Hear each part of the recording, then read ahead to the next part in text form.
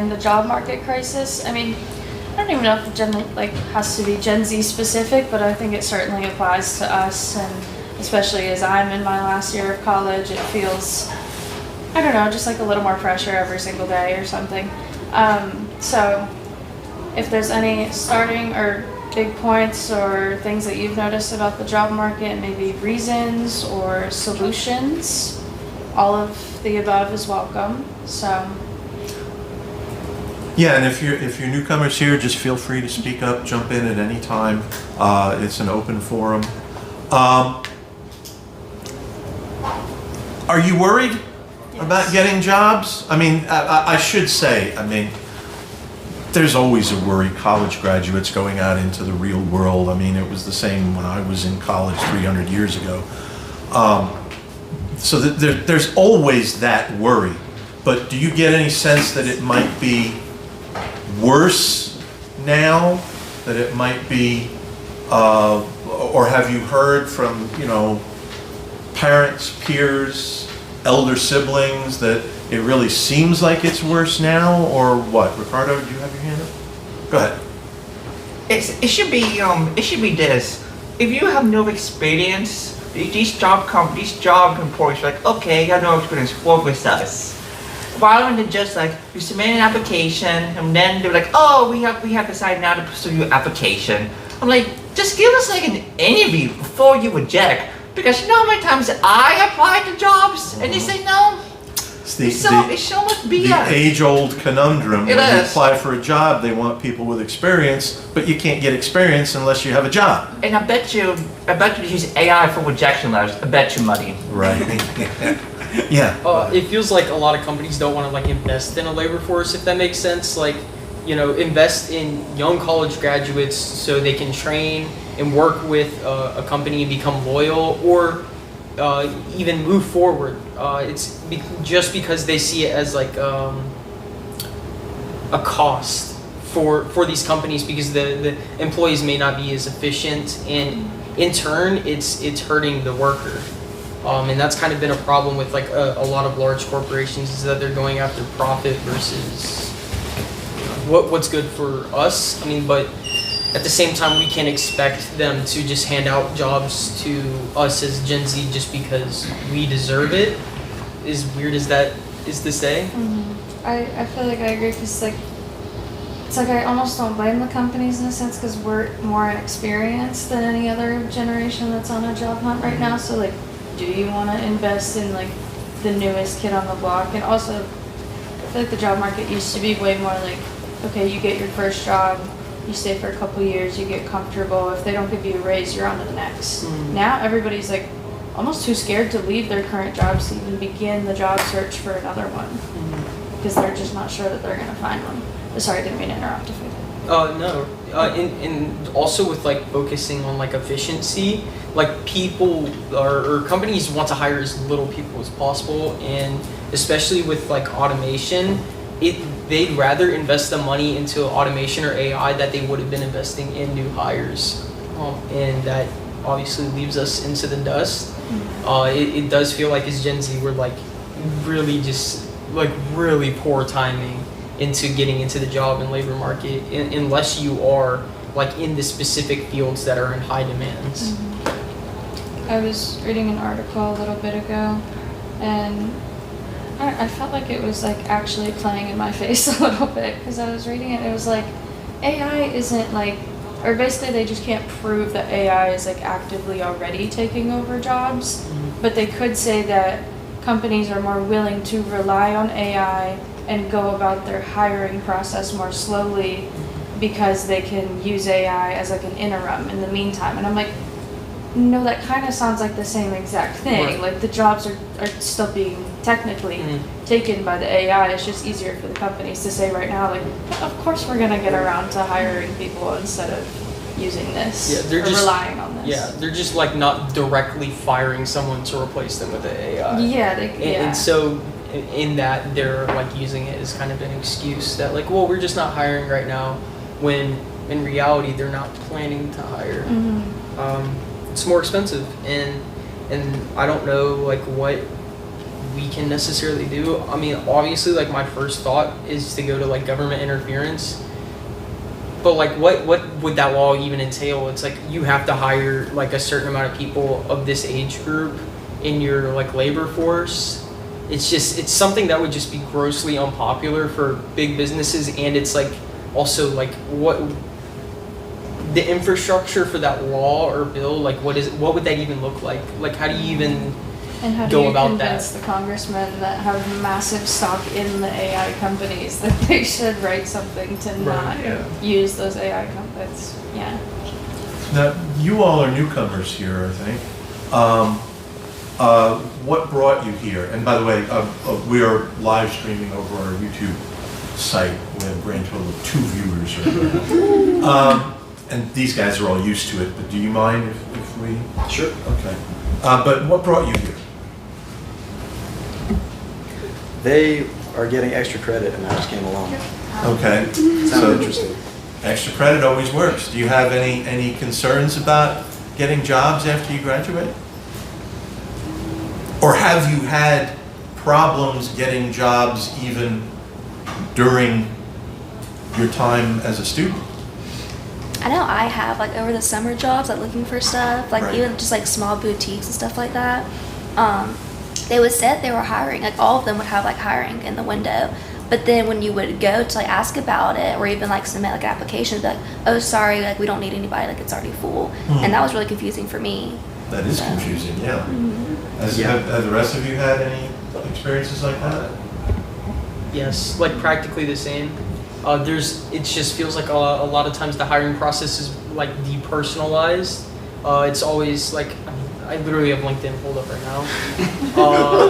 It feels like it's LinkedIn. It's all about like, filling out the paperwork, but they don't actually like get to interview you. They just want to see what you look like on paper, if it'll work for them. And that leads to a lot of people suffering just because they're not able to like be personable, and like even if they're a good fit for the job, maybe they don't look quite right on paper, or they don't have enough connections on LinkedIn. It really is just like I feel like everything has been kind of lately. It's just like been commodified into like a service. Like this is gonna sound whack, but like even like it reminds me of like kind of like how dating is now on like online. It's like everything has been kind of like pushed to like online and like commodify. So like it's very commodified. So it's like very depersonal, and we've like kind of suffered because of it. Yeah.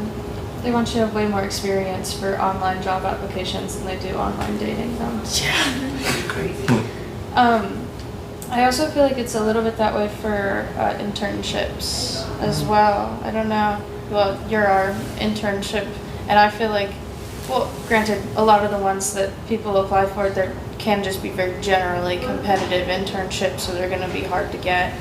But I feel like it's even kind of seeped into that a little bit.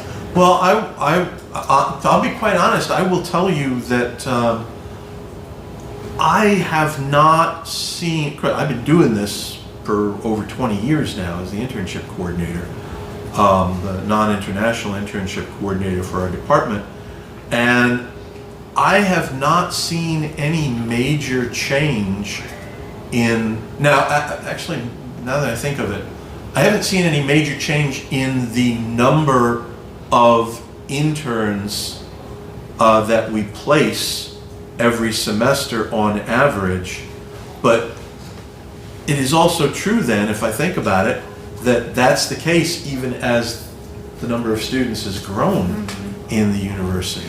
Now, we don't get too many, I do get a few law offices and the like saying, oh, we need interns, we always need interns, and just, let people know. I have a few people like that who will tell us that. And I don't think that has changed. I don't think that there are fewer law offices or governmental positions. If anything, we've actually established more state government positions. We're placing more in the Georgia Legislative Internship Program, et cetera.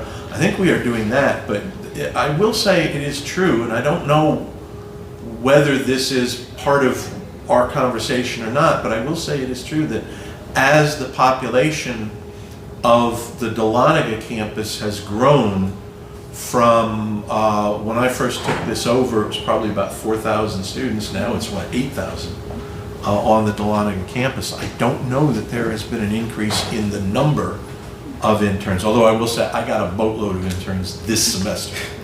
But that's so far been a one-time thing. That's interesting. I feel like that, well, there are plenty of things that the university has not expanded quite at the same rate as the student body grows. Parking for one. Yes, that's, what I was thinking. I also feel like a lot of it has to do with, at least like then going into the job market, or actually a different thing first. It's interesting that the student body has doubled. We maybe can't confidently say that we'll say number of pre-law internships has doubled, but the requirements for the pre-law degree haven't changed at all, right? Right, and not substantially. They've been kind of rearranged, and they have changed in that there are mostly more and more Board of Regents requirements for certain things like that, but the basic idea hasn't really changed.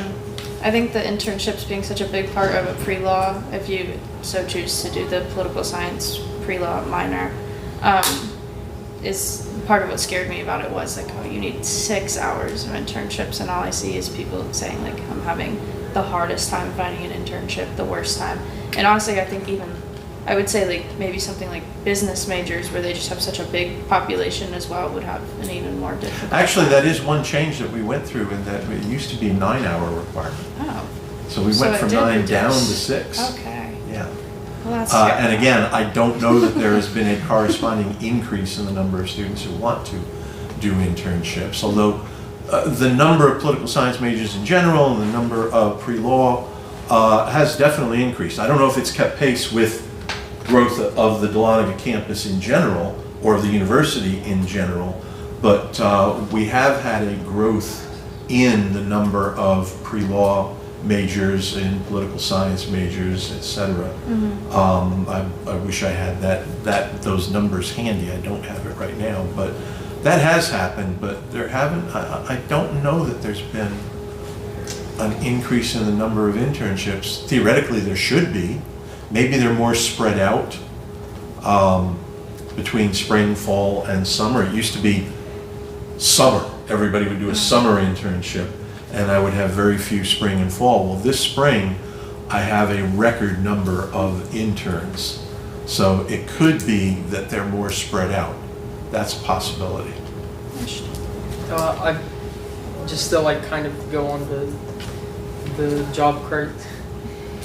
The economy hasn't grown in the same way like that we have grown as like our society. I'm trying to think of like statistics wise, but there's a majority of like high skilled laborers.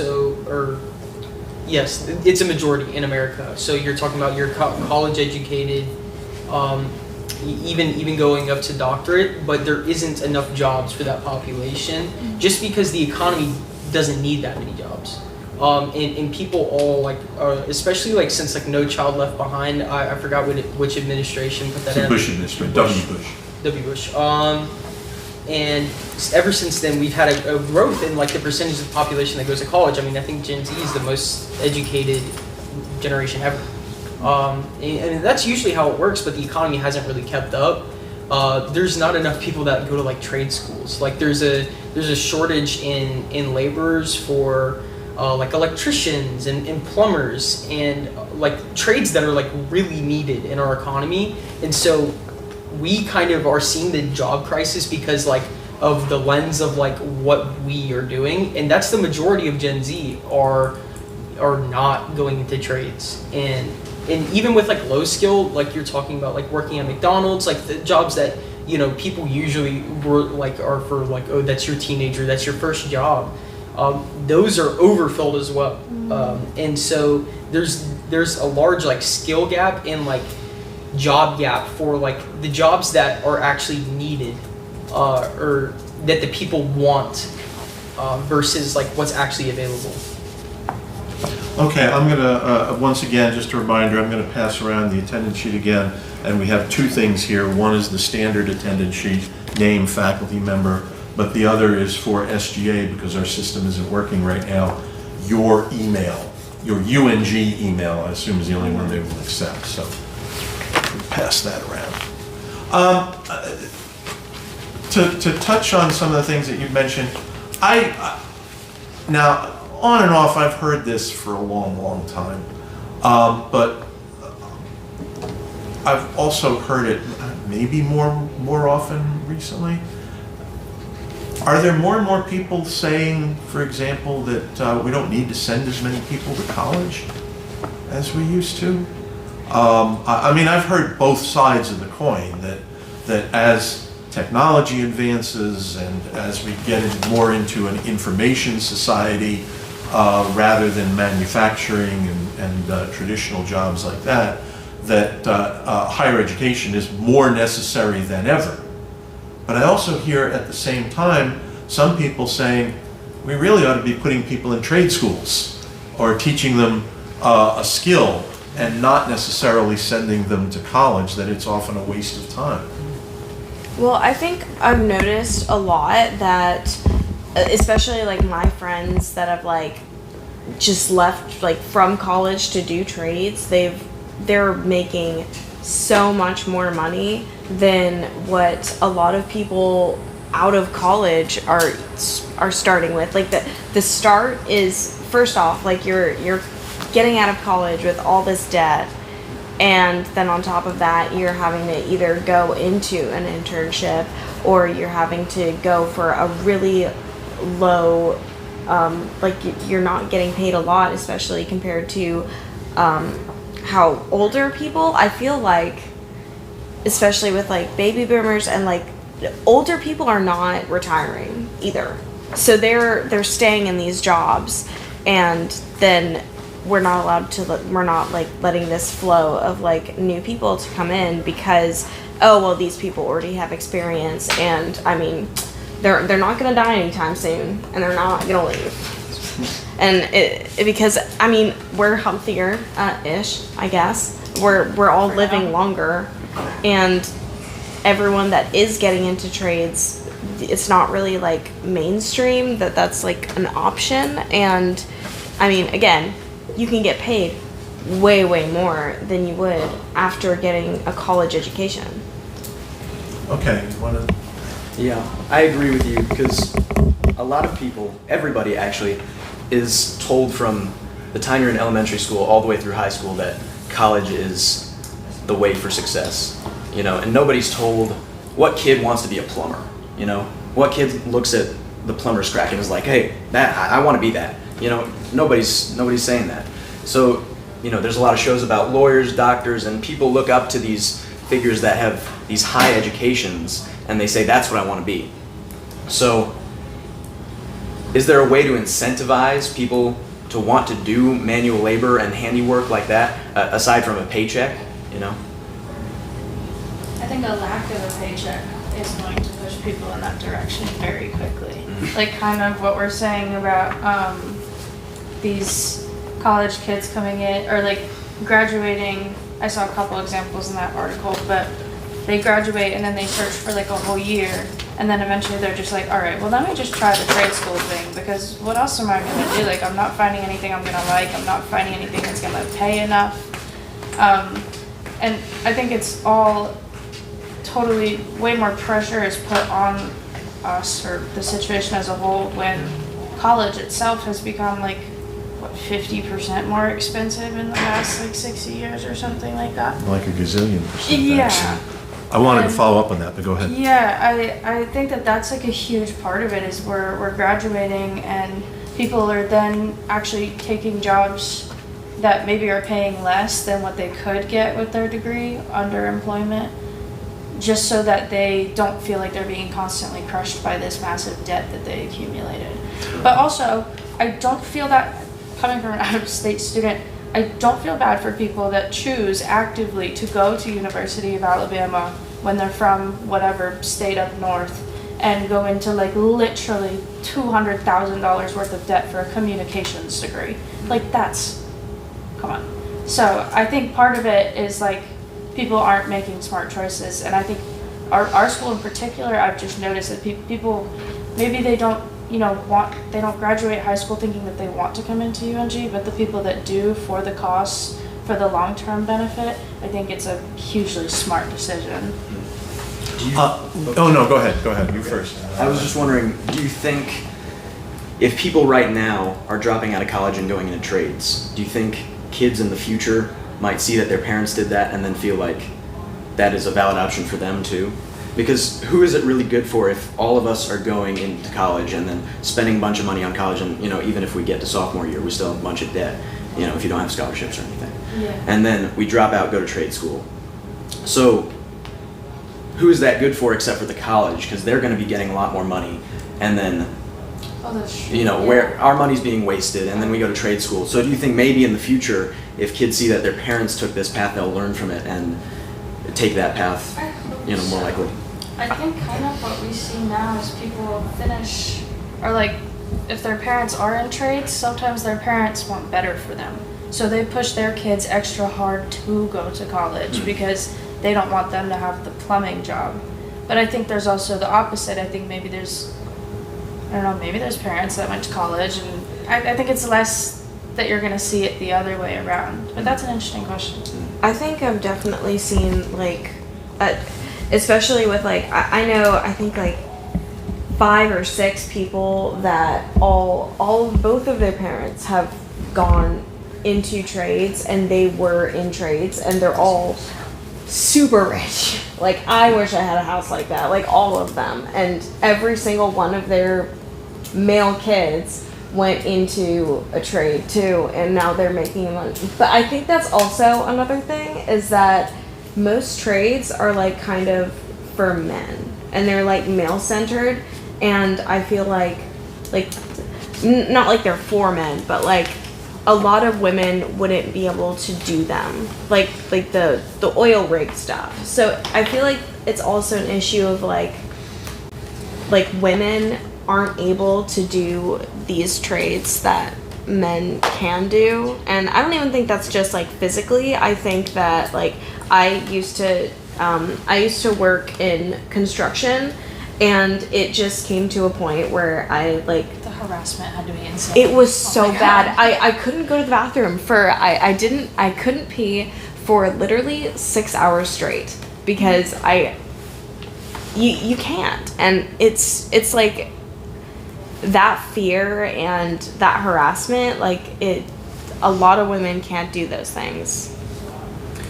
It kind of almost could be a cyclical type thing of just supply and demand of people in the job market too. And the experience of people has generally gotten greater, and now the job market is flooded with applicants, and then they're okay, there's the 5 or 10% people that are go the extra. I know I'm not that person. I'm here at school to get a degree. I am not going out of my way. I should be the type of person that does, wants to overachieve, but I just don't. That's who I am as a person. And so there's that 10% of people that do the overachieving, and it's okay, those people are available, so why would jobs not search for those people? Why would they choose me over them? And so then, right, if people see us dropping out of college, or people that are going to trade schools to get money, in 60 years from now, if that's the norm of we went to trade school as children, my dad went to graduate school, we went to college, my mom did the same thing. It's that worked for us, let's have our children do that, right? And so now it's okay, all these kids have gone to college, and now it's there's a bunch of kids that went to college now. We have too many college, or not too many, but there's now the bar for expectations is higher, and that's not where a lot of people fall.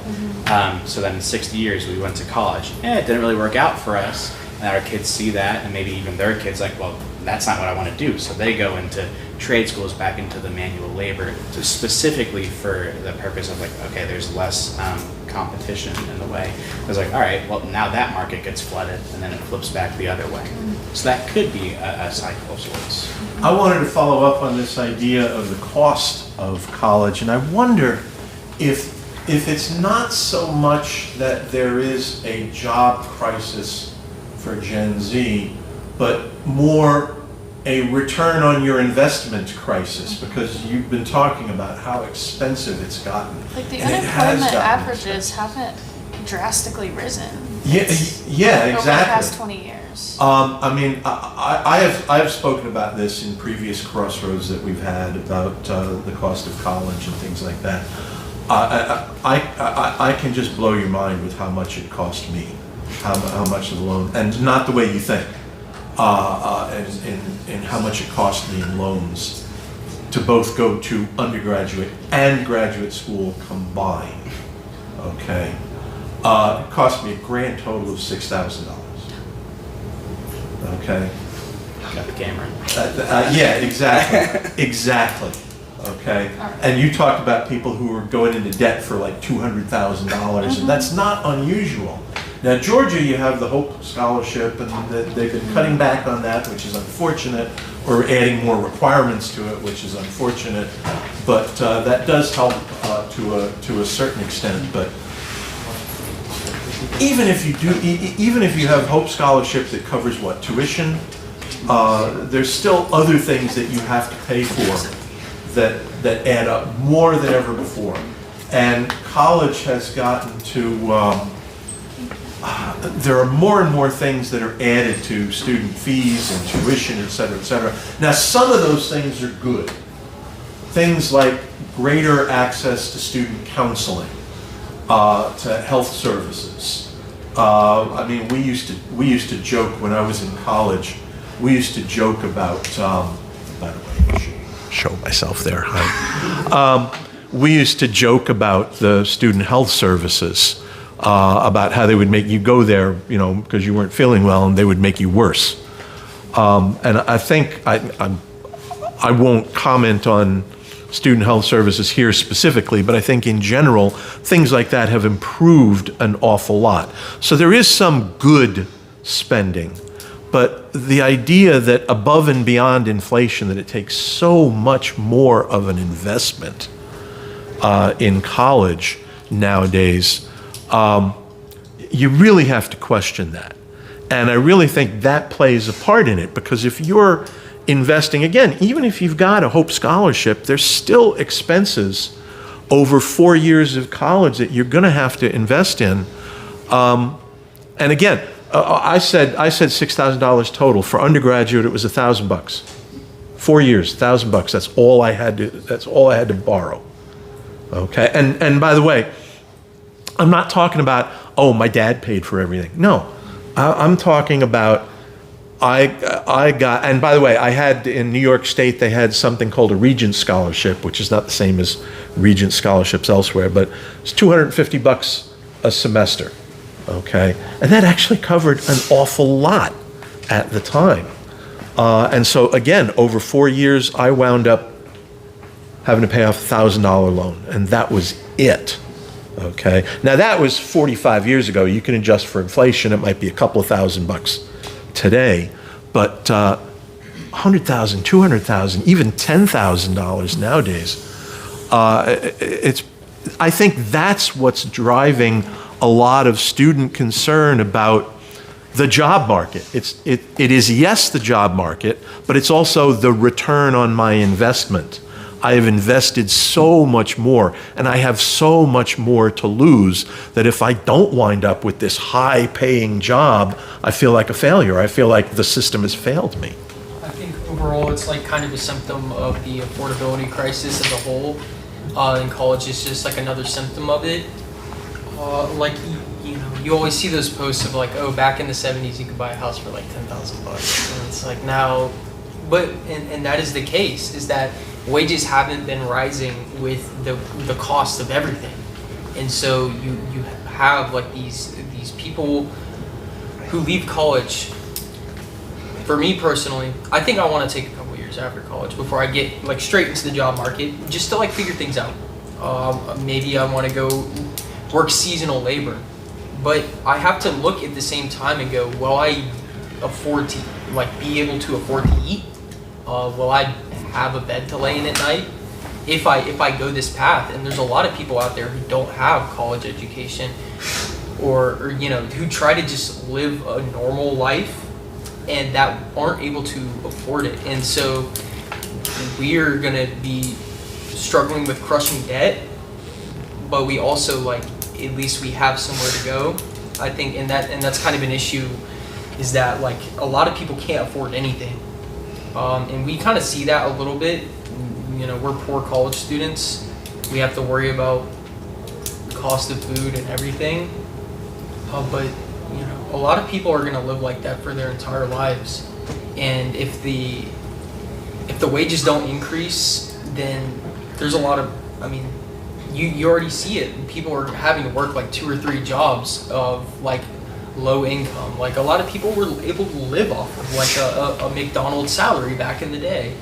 It's just, you just can't anymore. And it leads to, and that's why also like we see so many people going to college, because it feels like it's the only option. Like, I mean, there's a lot of people who like higher education isn't for them, but they have to go to college anyways, because what else what other opportunity do they have if they want to like have a house, have kids, have a family? And, or even if they don't want that, they just want to be able to sustain themselves, and it's a real issue. Maybe this is just like a very woman perspective, but that's okay. I think where this whole crisis concerns me the most is definitely when it comes to having children. Like, with how it is right now, like I just, and I think, can you imagine living like 50 years ago and this is what the job market looks like and birth control doesn't even exist?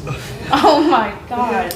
Like, I think part of it is I just wouldn't even be comfortable having a kid unless I knew that I had like just a huge chunk of money just saved up. One, because it costs thousands of dollars just to go to the hospital and have the baby in the first place. And 2, because you just never know what's going to happen. You never know, especially like with COVID, I think we're going to be traumatized that something like that's going to come out of nowhere for probably the rest of our lives. And then also with that, it's like we kind of play the reverse of, I just don't know if going to college, if you're paying truly out of pocket and going into that much debt, and this obviously is not something that's attainable for the vast majority of people, but there's very many cases where I just don't think it's worth it unless your parents are able to pay for it, or your family, or like, I just don't, there are many cases where I think people would be better off just simply not going into that much debt. But how horrible is it to tell somebody that just because the system has become so expensive, like you don't deserve to go to college and live out that? Like, it's a slippery slope. By the way, I didn't mean to interrupt you. No, you're good. Okay. You're good. By the way, I just wanted to make note of the fact that we talk about the cost of attending college. A lot of people find this hard to believe, but 50, 60 or more years ago, there were many colleges. Now, I'm not talking about Ivy League, Harvard, Yale, et cetera, but there were a lot of colleges and universities around the country where tuition was free. It's free, just like public education.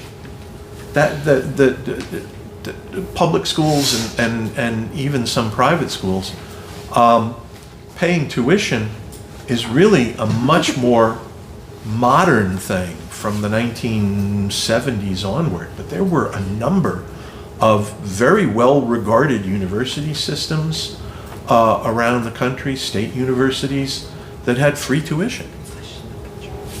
Yeah. I just had a thought. I had some about what they were saying, but I had a thought about what you were saying. It is pretty bizarre to think about how we have to pay for college, and it's so expensive because we don't have any money. So the institutions are almost expecting that our parents will pay for our college, or will do something extraordinary in high school that makes somebody else say, hey, I'll give you a scholarship and now I'll pay for your college. So it's just a bizarre thought to think that public education would cost anything, and now it costs so much. That's a good point. I mean, it could be done, and what was done in the past was a lot of it simply came out of tax revenues. Okay, but yes, the finance system has become embedded in the educational system. So yes, it is expected that you or your parents will take out loans to pay, and so colleges and universities base their whole existence on that now. And again, this it's become a whole. I would use the phrase cottage industry, but it's a lot more than a cottage industry now. It's just a full-blown industry, the educational finance system. And so it's expected that happens. It's not just an option; it's expected that happens. And just to build on that, like it is like we've like our generation, I guess, has seen like an increase of stress to like succeed. Like you were saying, like you do something extraordinary in high school is needed. I mean, you're talking about like 16-year-old kids who really don't know anything. I mean, you think you know everything when you're 16, and I think I know everything now, but I know I don't. But these are like still like people growing and like learning how to like live with themselves and live in themselves, and you gotta tell them, hey, get your 4.0 and get your scholarship, or you're screwed. Especially if you like are trying to have like upward mobility. If you're from like a lower class and you're trying to like move up the ladder, you really have to do something literally extraordinary. I'm trying to think. Oh, and also like the services, like education and healthcare. Oh, it's like extremely unaffordable for like a lot of people, and financing is a huge issue. Like people are making profit off of our debts, and that's been a real thing for a while. And we were even seeing that in like the 2008 financial crisis. Part of the reason why it got so bad is because people were literally hedging their bets on debt, and the economy collapsed. And that's kind of the issue, is that like we're dealing, like it feels like fake money at this point. In financing, and people are so invested in other people's debt that it makes sense for them to, you know, charge exorbitant prices for schooling because it's profitable versus what is actually needed for the people. You know, you got to think like maybe what the next step is, government interference, free schooling. Like I mean, this is government. This is a government institution, but it's run like a business. I mean, like I'm a member of SGA, and we were talking to somebody higher up in the school, and basically asking like, oh, why can't we do this? Like, it'd be better for the people of the school if like we could have free laundry. And that was something that people are really upset with. I know a lot of cadets, like, y'all are made to wear certain things, and then they're like, but you gotta pay for laundry though. It's a lot too. Which sucks. That sucks. And so we were trying to get them, just trust me here, we were trying to get them to get free laundry, but they were saying we can't because we have to be profitable. Which is shit. Sorry to curse, but I mean, we're paying for a service. It's a government service. You know, it's something that's supposed to like help the people, and it's run for profit. It's really messed up, like how we organize and set up things. Did we have a comment from back here? Somebody want to speak up? No? Okay, go ahead. Yeah, it's not only laundry, but it's also food around campus. Like, I mean, this is a stupid example, but the vending machines. You get one Pop-Tart for $3. What's that about? And then I can go to Papa John's across the street. I love this, by the way. I get Papa John, my student discount, 30% off. What's that about? Love that. But why can Papa John's give us a discount? You know, I pay $10 for a whole pizza, right? And then here, if I want to go to Einstein's and not use my meal exchange, I pay $10 for a bagel sandwich. You know, I can get like 3 times more calories with a whole pizza. So why can Papa John's do that, but our own school can't afford to give us some leeway? The like crappy side of it is that it's like demand of the same part of like, we chose to come here. You choose, of course, like you have to apply and get accepted, right? But at the end of the day, there are other colleges that are, the requirements are made there. You could go to there's the Gainesville campus too. That's a possibility, right? It's not a possibility for everybody. Maybe the commute is 2 hours, or like you don't live in Georgia. But a vending machine is there because you're not near food. Like that's the only food that's like right there. It's right closely available, right? The same way of, all right, well, you chose to go to UNG, so you're kind of trapped in the sense of like, hey, you're here. We can already go ahead and be like, all right, hey, what are you gonna do? Are you gonna really transfer out of here if we're gonna make you pay 25 cents, 75 cents for a load of laundry? Like, no, they're just finding. I say they are. There are ways that they profitize themselves. Like that sucks because what are we gonna do? Right. Okay, go ahead. So all of these things that we've been talking about, kind of like just how expensive college has gotten, I feel, and this is speaking out of someone who like is not researched on the topic at all. But just like a theme that I feel is going on is that like our generation puts such high value on going to university because of what we've been told, that universities have kind of taken advantage of that and like commercialized it, and now they can, because they know that we put such a high value on it and there is such a high demand, like you were saying, that we're willing to go into debt and just make that commitment and make that commitment honestly. And as those like same degrees lose some of their value. Sedona, you have something? I'm Oh. gonna completely start something else. Oh, no, go ahead, you're good. Okay, so there's this. China loves to like analyze us because like we're big rivals or whatever. There's this idea that China has about us. It's called like the kill line.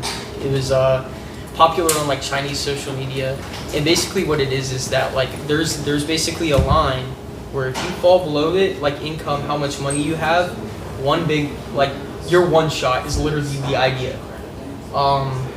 And so like you go into medical debt, like you break your arm, you don't have insurance, you're poor. Like you're poor for the rest of your life. You can't really find your way out of that debt. You go to school and you don't get a job, you're in debt. How do you pay off that debt with the rising interest and we're like really seeing that in our generation. It feels like dire and desperate that like we do feel like if we don't achieve certain things, we are on the kill line. And it does lead to like increased anxieties. Like it's something that I said before, but it's also part of like the mental health crisis in our generation, is that we feel trapped and everything feels extremely dire. I know like I personally am like scared to like not be able to have a job out of college because what am I gonna do? I'm not gonna be able to like be afforded the opportunity to like live the life I want to live, especially if I'm gonna have to like live with my parents. I want to have my own life, right?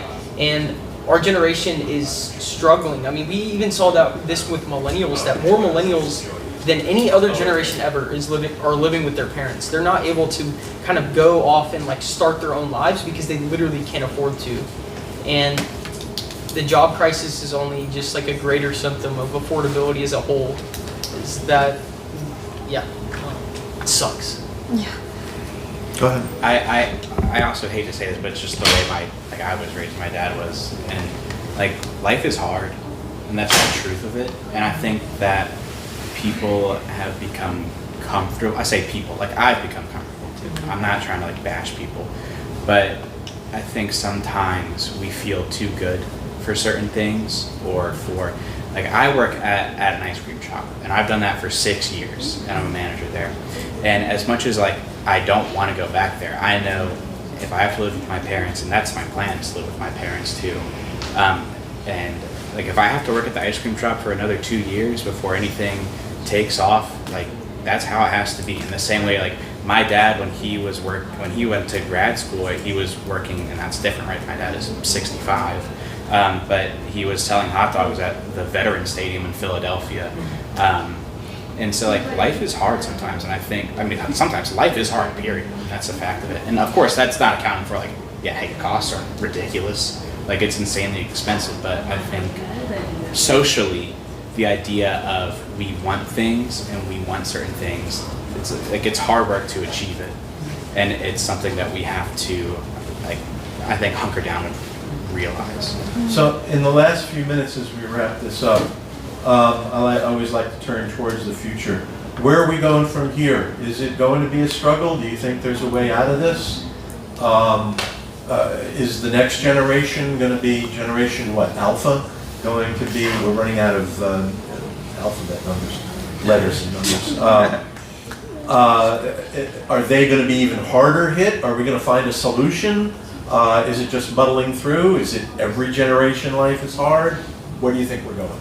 Well, one, Gen Alpha is like really dumb. Yeah. Yes. And it's not just like us biased, like it's like partially due to like statistically due to like COVID education and like online 5 these- years behind in some cases. Literally, some of these kids can't That's read. true. Like they're illiterate, yeah.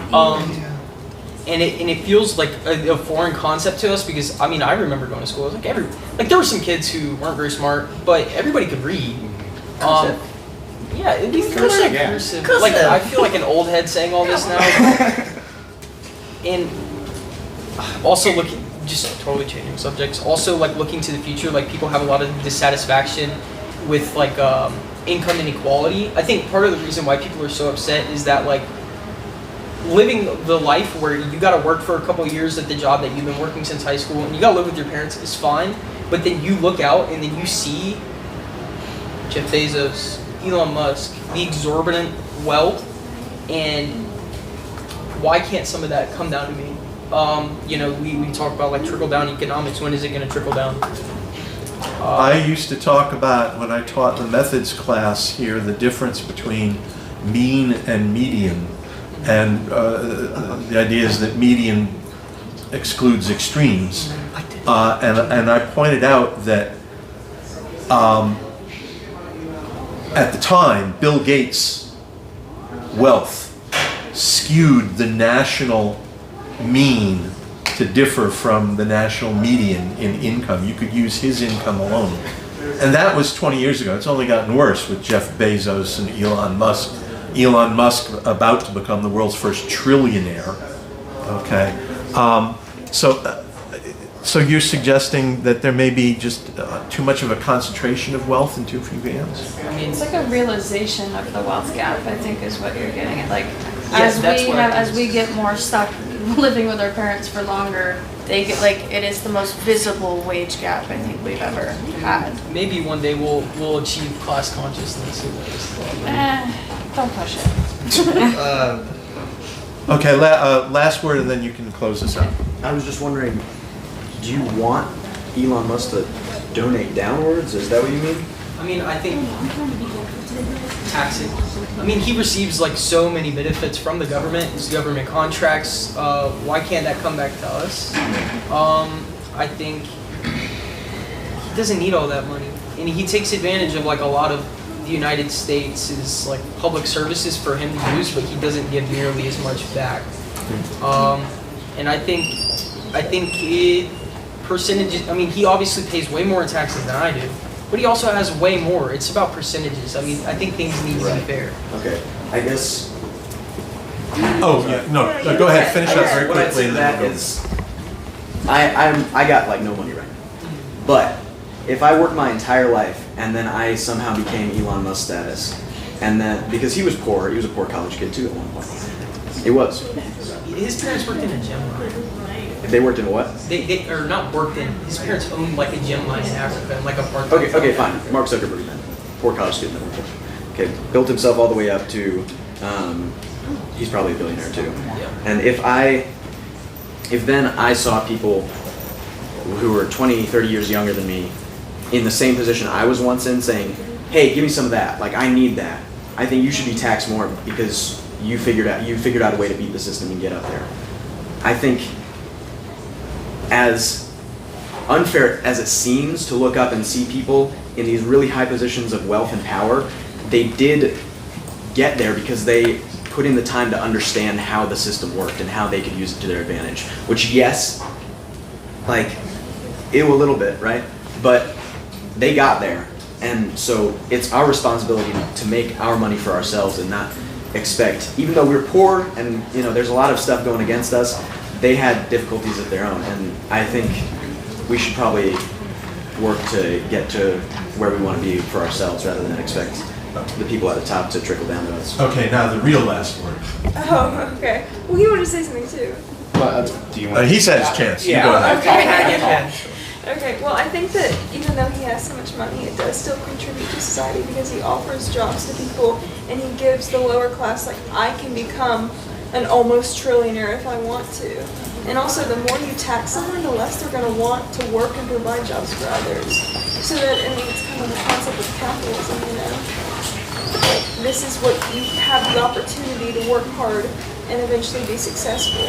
And I'm not saying that the lower class don't work hard, but at a certain point, you know, you can't just take somebody's money away from them because then they stop offering jobs to people who need them.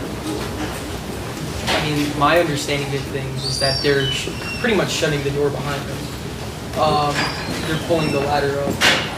We're not afforded nearly the same amount of opportunities as they were afforded to like make that sort of jump to become as rich as they were. I don't know. I'll let you wrap it up. Okay, Yeah. why don't you take us out? I would just add, I think like our economy, if something were to happen to like Amazon tomorrow, like so many people would be in such deep trouble. So I think that's important to consider. But thank you all for coming out today. We will be here back at noon next week. Our topic will be posted on our Instagram. Feel free to follow our Instagram. And if you want to join the group me, you can come talk to me. And thank you all for coming. Have a great day. Instagram and Facebook, both UNG PSSA, also YouTube. Make sure the orange chairs go back into this room over here, or this side. I should have started right at the We could beginning. do a whole thing about billionaires. We should. Oh, We shouldn't do it next week because like we have too much economy all at once.